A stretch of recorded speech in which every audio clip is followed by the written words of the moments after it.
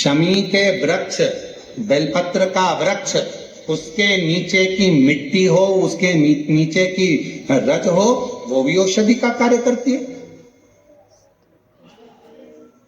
जब किसी व्यक्ति को यूरिन से जुड़ी हुई प्रॉब्लम हो जाती है, उसको जब यूरिन से जुड़ा हुआ बहुत बड़ा रोग उत्पन्न हो जाता है, यूरिन नहीं आती है या यूरिन रुक जाती है या यूरिन उसकी निकलती ही नहीं, बाथरूम आती ही नहीं, उसको बहुत रुक रुक कर आती है या बाथरूम पूर्ण तरह से नहीं आती, तो उसको करा कहा जाता है, उसको जाओ शमी का वृक्ष, शमी के वृक्ष की नीचे की मिट्टी लाओ, शमी के वृक्ष की पत्ती लाओ, बाबा देवाधिदेव महादेव का अवधूतेश्वर नाम लेकर उसको अच्छा मिट्टी के साथ शमी की पत्ती को मल लो, थोड़ा गीला कर कर नाभि के नीचे उसको लगा लो।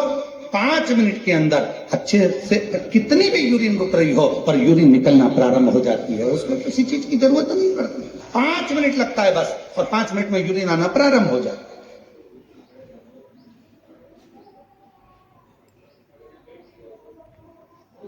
उस शमी का वृक्ष, वो शमी का पौधा, वो शमी का वृक्ष कोई साधारण नहीं। कहने वाले कह दिए शमी का पौधा यहां मत लगाना, शमी का पौधा वहां मत लगाना, शमी का पौधा, बेलपत्री का पौधा यहां मत लगाना, बेलपत्री का पौधा वहां मत लगाना, बेलपत्र को यहां मत लगाना। अरे भाई, शमी का पौधा अगर तुम्हारे घर के अंदर है, शमी का छोटा सा पौधा यदि तुम्हारे घर के आंगन में है, शमी का छोटा सा पौधा या बेलपत्र का छोटा सा पौधा तुम्हारे यहाँ है, तुम्हारा घर का वास्तु दोष कितना भी बेकार हो, शमी का पौधा और बेलपत्र का पौधा सारे वास्तु को अच्छा कर देता है। एक शमी का पौधा, एक बेलपत्र का पौधा हमें सुख प्रदान कर दे। एक पौधा,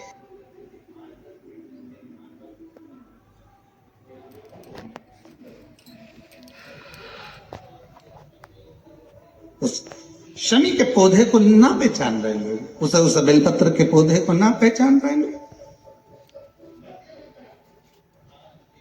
पर एक निवेदन आपसे और है, अगर तुम्हारे गांव में, तुम्हारे नगर में, तुम्हारे शहर में, तुम्हारी कॉलोनी में, तुम्हारी सोसाइटी में शमी का पौधा हो, बेलपत्र का पौधा हो, बड़ का पौधा हो, पीपल का पौधा हो, चाहे आंवले का पौधा हो, किसी भी पौधे में आप कोई भी, जैसे दही चढ़ा देते हो, दूध चढ़ा देते हो, या कोई ऐसा इत्र चढ़ा देते हो, निवेदन है आप अपने आसपास के बड़े बड़े पौधे में ये कोई भी चीज ना चढ़ाएं।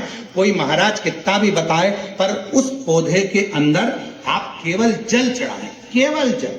आप उसमें ना दूध चढ़ाएं ना दही चढ़ाएं। क्यों? क्योंकि पौधे में जब दही जाता है तो दही जाने के कारण, इत्र जाने के कारण, तेल जाने के कारण, कोई सामग्री जाने के कारण वो बड़े से बड़ा पौधा सूखने लगता है। हमारा करवत्त निवेदन है आपसे, उस पौधे में जब भी बेलपत्र का पूजन करने जाओ, ना दूध चढ़ाना ना दही चढ़ाना, केवल जल चढ़ाना। आप बड़ के पेड़ की पूजन करने जाओ, केवल जल चढ़ाइए। आप आंवले की पूजन करने जाओ, केवल जल चढ़ाइए। आप शमी के पेड़ की पूजन करने जाओ, केवल जल चढ़ाइए। जल के सिवाय उसके नीचे ना दूध चढ़ाइए ना दही चढ़ाइए, ना उसमें इत्र चढ़ाइए, ना तेल चढ़ाइए, ना कोई सामग्री चढ़ाइए, उसके नीचे केवल जल चढ़ाओ। क्यों?